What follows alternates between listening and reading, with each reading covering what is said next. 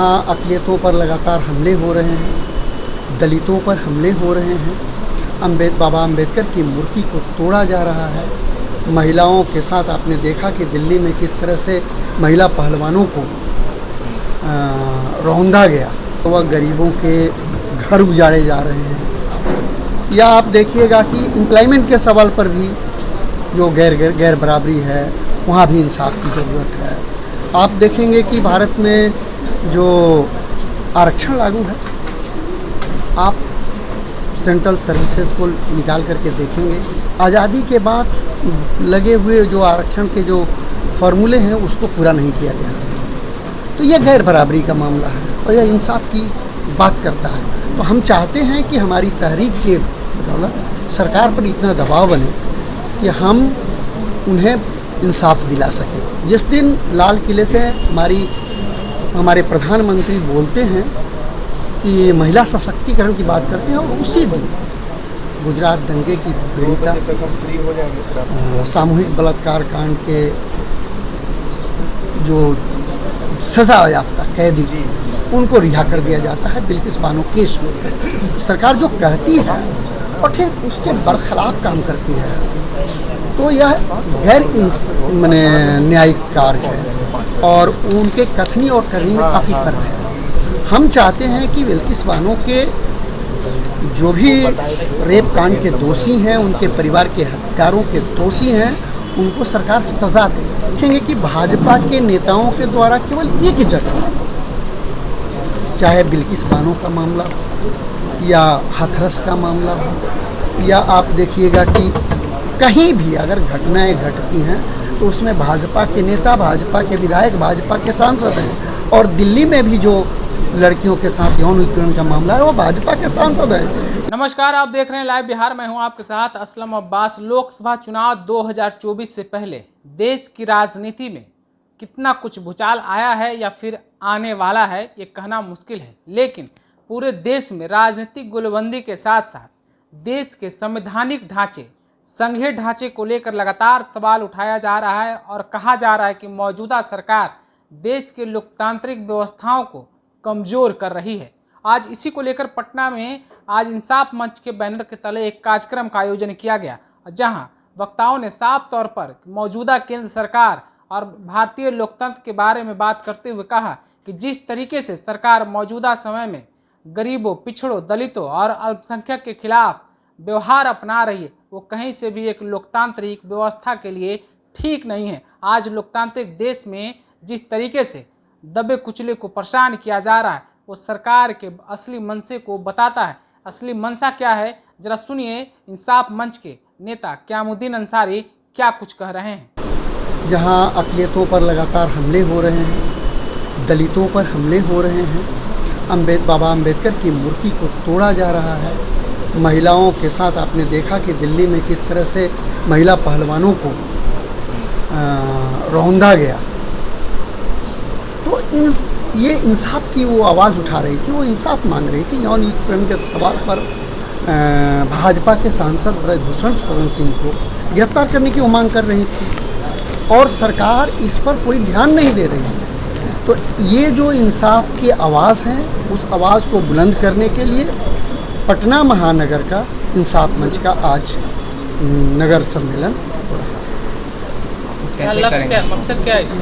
मकसद है कि जो इंसाफ के सवाल हैं वो इंसाफ चाहे वह गरीबों के घर उजाड़े जा रहे हैं, या आप देखिएगा कि एम्प्लॉयमेंट के सवाल पर भी जो गैर बराबरी है वहाँ भी इंसाफ की ज़रूरत है। आप देखेंगे कि भारत में जो आरक्षण लागू है, आप सेंट्रल सर्विसेज को निकाल करके देखेंगे तो आज भी आज़ादी के बाद लगे हुए जो आरक्षण के जो फार्मूले हैं उसको पूरा नहीं किया गया। तो यह गैर बराबरी का मामला है और यह इंसाफ की बात करता है। तो हम चाहते हैं कि हमारी तहरीक के बदौलत सरकार पर इतना दबाव बने कि हम उन्हें इंसाफ दिला सकें। जैसे आप देखिएगा कि आज हमारी सरकार बेटी पढ़ाओ और बेटी बचाओ का नारा देती है, और दूसरी तरफ आप देखेंगे कि वही सरकार जिस दिन लाल किले से हमारे प्रधानमंत्री बोलते हैं कि महिला सशक्तिकरण की बात करते हैं, और उसी दिन गुजरात दंगे की पीड़िता, सामूहिक बलात्कार कांड के जो सजा याफ्ता कैदी थी उनको रिहा कर दिया जाता है बिल्किस बानो केस में। और आप देखेंगे कि यह मैंने सरकार जो कहती है और ठीक उसके बरखिलाफ काम करती है, तो यह गैर मैंने न्यायिक कार्य है और उनके कथनी और करनी में काफ़ी फ़र्क है। हम चाहते हैं कि बिल्किस बानो के जो भी रेप कांड के दोषी हैं, उनके परिवार के हत्यारों के दोषी हैं, उनको सरकार सज़ा दे, महिलाओं को सुरक्षा प्रदान करे। इस सवाल पर हम तहरीक चलाते हैं और हम चाहते हैं कि इंसाफ मंच अक़लियतों, दलितों और महिलाओं की आवाज़ पुरजोर ढंग से उठाए और उस सवाल पर एक तहरीक चलाए। इसीलिए इंसाफ मंच का गठन हुआ है। पूरे भारत में करेंगे, सिर्फ बिहार में करेंगे? अभी तो हम बिहार में चला रहे हैं। बिहार के हर ज़िले में ये सम्मेलन हो रहा है और आप देखेंगे कि 25 जून को पटना के गेट पब्लिक लाइब्रेरी में इंसाफ मंच का 3रा राज्य सम्मेलन आयोजित है और उस सम्मेलन में भाकपा माले के राष्ट्रीय महासचिव कॉमरेड दीपंकर भट्टाचार्य को हम लोगों ने मुख्य अतिथि बनाया है। और हम बिहार की जनता से आह्वान करना चाहते हैं कि जो महिलाएं हैं, दलित हैं, अल्पसंख्यक समुदाय के लोग हैं, वो बड़ी संख्या में गेट पब्लिक लाइब्रेरी में जो 25 जून को सम्मेलन होने जा रहा है बिहार राज्य का, उसमें भाग लेंगे। एक मामला उत्तर प्रदेश से आया है कि एक शालिनी यादव नाम की लड़की के साथ बलात्कार हुआ है भाजपा के नेता द्वारा।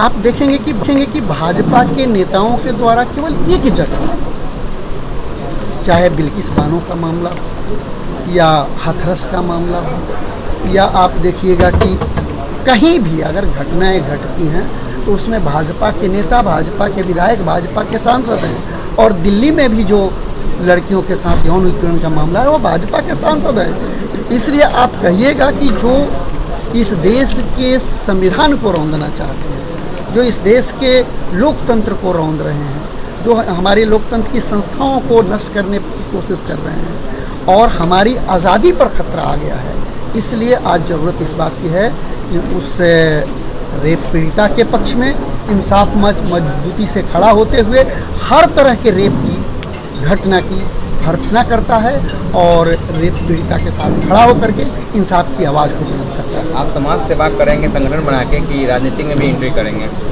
इंसाफ मंच चुनाव नहीं लड़ता है और हम चुनाव नहीं लड़ रहे, हम तहरीक चला रहे हैं। हम चाहते हैं कि समाज में इंसाफ मिले, समाज के अंदर जो गैर बराबरी है वो मिटे, इसके लिए यह तहरीक है और ये तहरीक हमारा गैर सियासी है, समाजी तौर पर हम चला रहे हैं और यही है हमारा मकसद। इंसाफ के लिए सड़कों पे उतरेंगे आप लोग? बिल्कुल सड़क पर उतरेंगे, हम लड़ेंगे।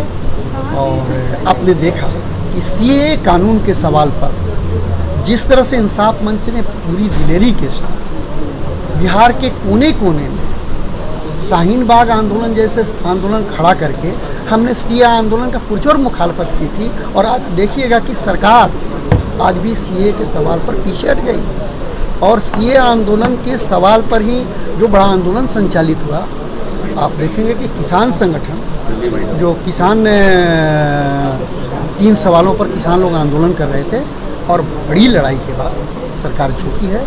इसलिए ये सब इंसाफ मंच की एक देन है और बिहार में हम एक संगठन को संचालित करें। तो आपने क्यामुद्दीन अंसारी को सुना है, किस तरीके से बता रहे हैं कि मौजूदा सरकार पिछले 9 साल में देश के जो असली संवैधानिक ढांचे हैं, देश के जो जनता है उसके जो मौलिक अधिकार है, उसके जो मौलिक फंडामेंटल जीने के तरीके हैं, उसके साथ कैसे छेड़छाड़ किया जा रहा है, कैसे लोगों को परेशान किया जा रहा है, कैसे लोगों को एक दूसरे के बीच में नफरत की भावना पैदा किया जा रहा है, इन तमाम बातों को बोल रहे हैं। आपने खुद सुना भी है। हालांकि ये कहना मुश्किल होगा कि क्या देश का संघीय ढांचा, क्या देश के जो संवैधानिक परंपरा हैं, व्यवस्थाएं हैं, वो क्या सचमुच में कमज़ोर हो रहा है, ये सोचने वाली बात है। हालांकि चुनावी साल 2024 आने वाला है, लेकिन उससे पहले सभी तरीके से, यानी कि सभी तरफ से राजनीतिक दल हो या फिर कहें कि सामाजिक संस्थाएं हो या फिर दूसरे जो एक्टिविस्ट संस्थाएं हैं, लगातार इस तरह की कार्यक्रम आयोजन कर रहे हैं ताकि देश में एक जागरूकता का माहौल बन सके। कैसे एक स्वस्थ और निष्पक्ष लोकतंत्र में लोग वोटिंग करें, अपने मताधिकार का प्रयोग करें, इसके लिए भी एक जो है मुहिम कहा जा सकता है। आप इंसाफ मंच के बयान के बारे में इस राय का रखते हैं, हमें कमेंट करके ज़रूर बताइएगा। अगर आपने हमारे चैनल को सब्सक्राइब नहीं किया है तो सब्सक्राइब कर लीजिए। अगर ये वीडियो फेसबुक के माध्यम से देख रहे हैं तो पेज को लाइक और फॉलो करना ना भूलें। आपका बहुत बहुत धन्यवाद। लाइव बिहार यूट्यूब पर सब्सक्राइब और फेसबुक पर लाइक जरूर करें।